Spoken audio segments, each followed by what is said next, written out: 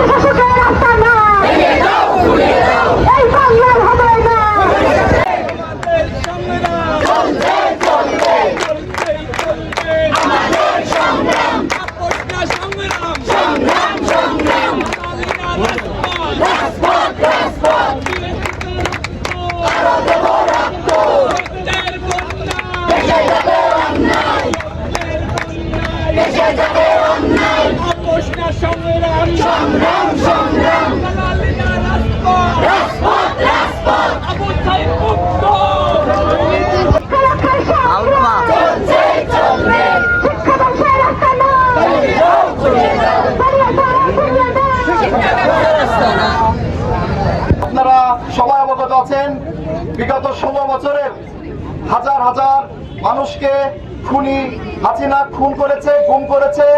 লক্ষ লক্ষ মানুষকে জেলে পুরেছে, আয়না ঘরে পাঠিয়েছে এবং সারা বাংলাদেশকে ভারতের হাতে তুলে দেওয়ার একটি সর্বশেষ পায়তারা সে করেছিল। এই হাজার হাজার নিপীড়িত জনতা যখন বারবার আন্দোলন করে সফলতা লাভ করছিল না, এবং আপনারা জানেন সকল বিরোধী দল এই আন্দোলন অনেকবার করার চেষ্টা করেছে, কিন্তু অবশেষে 2024 সালের এই বৈষম্য বিরোধী ছাত্র আন্দোলনের মাধ্যমে মহান আল্লাহ আমাদেরকে এই স্বৈরাচার থেকে মুক্ত হওয়ার তৌফিক দান করেছেন। এজন্য আমরা আল্লাহর প্রতি কৃতজ্ঞতা এবং শুকরিয়া জ্ঞাপন করি। আমরা মনে করি আমাদের যে শহীদি মার্চ, এই মার্চ কোন তথাকথিত মুক্তিযুদ্ধের চেতনা না। আমরা জানি মুক্তিযুদ্ধের যে চেতনা হয়েছিল সেই চেতনাকে ব্যবসা করে আওয়ামী লীগ তাদের আখের গুছিয়েছে, আওয়ামী লীগ তাদের সহায় সম্পত্তি বাড়িয়েছে এবং রাজনৈতিক হাতিয়ার হিসেবে ব্যবহার করেছে। আমরা এমন কোন শহীদি মার্চ করতে চাই না, আমরা এমন কোন চেতনার দোহাই দিতে চাই না। আমাদের এই ভাইরা শুধুমাত্র খুনি হাসিনার পতনের জন্য জীবন দেননি, আমাদের এই ভাইরা জীবন দিয়েছেন সত্যিকার অর্থেই একটি স্বাধীন, সত্যিকার অর্থে সার্বভৌম, সম্মানজনক এবং মানুষের জন্য কল্যাণকর এমন একটি স্বচ্ছ জবাবদিহিতামূলক বাংলাদেশ প্রতিষ্ঠার জন্য। অতএব আমাদের এই লড়াই সংগ্রাম শেষ হয়ে যায়নি। আমাদের এই লড়াই সংগ্রাম সব সময় সকল অন্যায়ের বিরুদ্ধে, সকল অমানবতার বিরুদ্ধে, সকল দখলদারির বিরুদ্ধে থাকবে। আমরা দেখেছি যে এই 5 তারিখের স্বাধীনতার পরেও কিছু প্রভাবশালী মানুষ বিভিন্ন জায়গায় দখলদারিত্বের চেষ্টা করছেন, বিভিন্ন জায়গায় নিজেদের প্রভাব বিস্তারের চেষ্টা করছেন। আমরা তাদেরকে হুঁশিয়ার করে বলতে চাই, এই আন্দোলন শেষ হয়ে যায়নি। এই ছাত্র জনতার আন্দোলন সব সময় চলমান থাকবে যে কোনো অন্যায়ের বিরুদ্ধে। এই ছাত্র আন্দোলনকে যদি আপনারা কোনরূপ ছোট মনে করেন, আমাদের মতো নিরস্ত্র মেয়েদের, নিরস্ত্র ভাইদের এই আন্দোলনকে যদি আপনারা ছোট মনে করেন, তাহলে আপনারা ভুল করবেন। কারণ আপনারা দেখেছেন যে সশস্ত্র সংগ্রামের মাধ্যমেও লাঠিসোঁটা নিয়েও যে আন্দোলন সম্ভব হচ্ছিল না, সেই আন্দোলন এই কোমলমতি শিক্ষার্থীদের দ্বারাই সম্ভব হয়েছে। অতএব আমাদের দেশের স্বার্থে আমরা সব রাজনৈতিক দলকে একত্রিত করতে চাই, যেমনটা একত্রিত হয়েছে দেশের স্বার্থে বাংলাদেশের সকল দল মত নির্বিশেষে সকল ধর্মীয় মানুষ এই বৈষম্য বিরোধী ছাত্র আন্দোলনের ব্যানারে থেকেছেন এবং দেশের স্বার্থকে উদ্ধার করেছেন। আমরা সকল দল মত, সকল ধর্মের মানুষের প্রতি আহ্বান করতে চাই, আগামীতেও দেশের স্বার্থে, দেশের বৃহৎ স্বার্থে, কোনো রাজনৈতিক পরিচয় নয়, কোনো দলীয় পরিচয় নয়, কোনো সাংগঠনিক পরিচয় নয়, একমাত্র দেশের বৃহৎ স্বার্থে আমাদের সবাইকে সংঘবদ্ধ থাকতে হবে, সবাইকে এক থাকতে হবে এবং যে কোনো অন্যায়ের বিরুদ্ধে আমাদের রুখে দাঁড়াতে হবে। আমরা সেই আহ্বানে আমরা বিরোধী ছাত্র আন্দোলন কেন্দ্র ঘোষিত কর্মসূচির অংশ হিসেবে ঝিনাইদহ জেলা শাখার পক্ষ থেকে আজকের এই বিক্ষোভ মিছিল পরবর্তীতে সমাবেশে উপস্থিত বৈষম্য বিরোধী ছাত্র আন্দোলনের ব্যানারে বিভিন্ন ছাত্র সংগঠন, গণমানুষ সহ যারা উপস্থিত আছেন সবাইকে বৈষম্য বিরোধী ছাত্র আন্দোলন ঝিনাইদহ জেলা শাখার পক্ষ থেকে জানাই বিপ্লবী শুভেচ্ছা, অভিনন্দন। সংগ্রামী বন্ধুগণ, আপনারা জানেন 2024 সালের জুলাই মাসে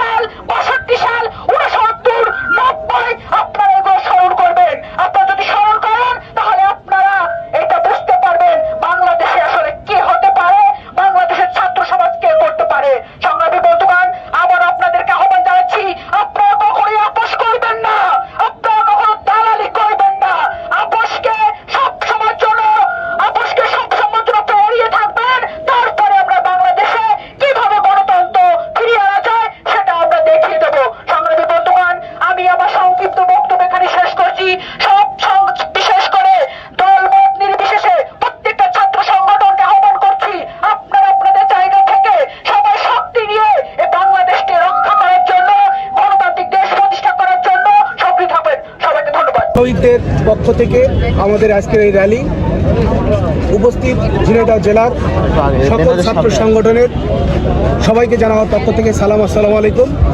সংগ্রামী ভাইরা আমার, আপনারা জানেন এই খুনি হাসিনার প্রেতাত্মা বাহিনী বাংলাদেশের মানুষের উপর এখনও ভর করে আছে।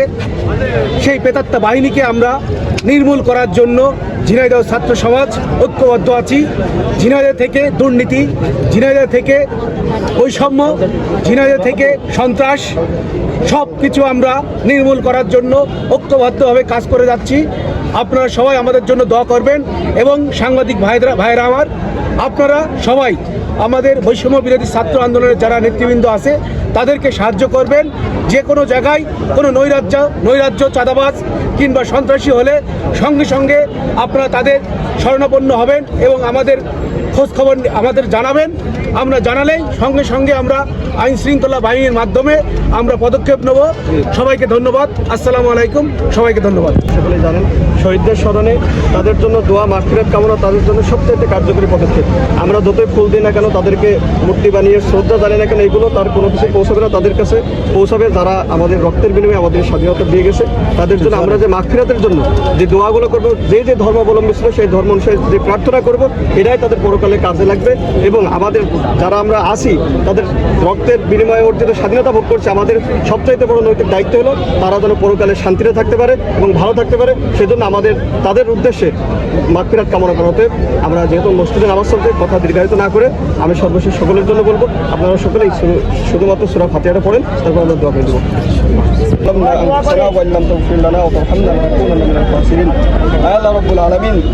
তোমার যে সকল বান্দাদের রক্তের বিনিময়ে আমরা স্বাধীনতা অর্জন করেছি, আল্লাহ রাব্বুল আলামিন তোমার ওই সমস্ত বান্দাদের জীবনে যদি কোনো ভুল ত্রুটি থেকে থাকে তুমি তাদের সকল ভুল ত্রুটিগুলোকে ক্ষমা করে দাও।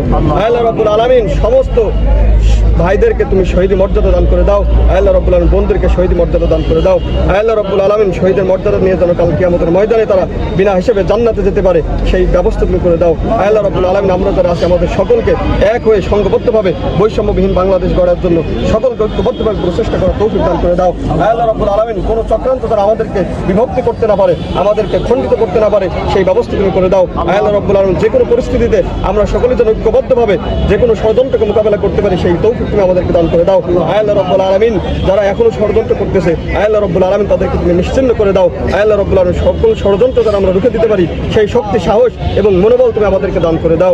আল্লাহ রাব্বুল আলামিন সর্বশেষ সকল শহীদের রুহের মাগফিরাত কামনা করে সর্বশেষ আল্লাহ রাব্বুল আলামিন তোমার কাছে বলি সকলকে জান্নাতের উচ্চ মাকাম দান করে দাও। আল্লাহ রাব্বুল আলামিন সকলের কবরকে জান্নাতের বাগিচা বানিয়ে দাও। রব্বিরহামহুমা কামা রাব্বায়ানি সগীরা। সুবহান রাব্বিকা রাব্বিল ইজ্জাতি আম্মা ইয়াসিফুন ওয়া সালামুন আলাল মুরসালিন ওয়া আলহামদুলিল্লাহি রাব্বিল আলামিন বিরহমাতিকা ইয়া আরহামার রাহিমিন। ধন্যবাদ।